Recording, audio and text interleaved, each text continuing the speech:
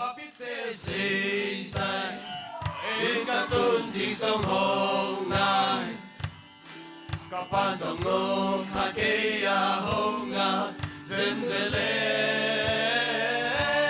你都甘心參辦，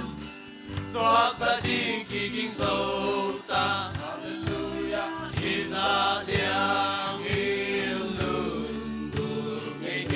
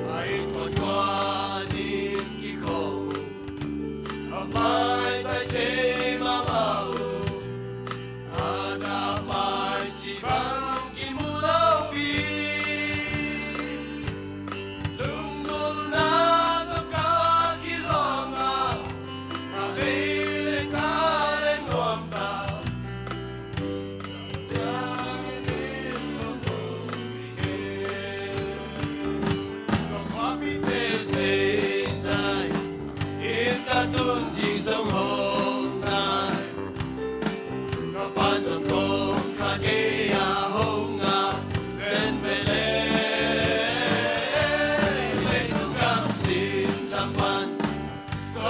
kênh Ghiền Mì Gõ để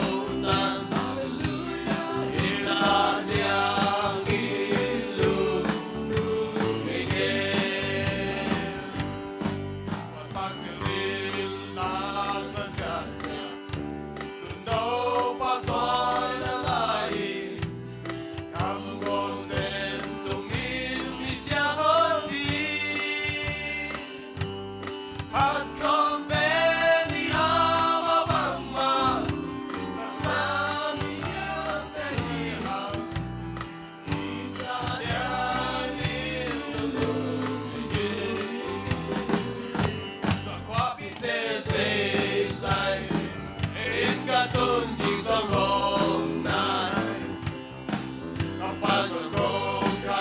lỡ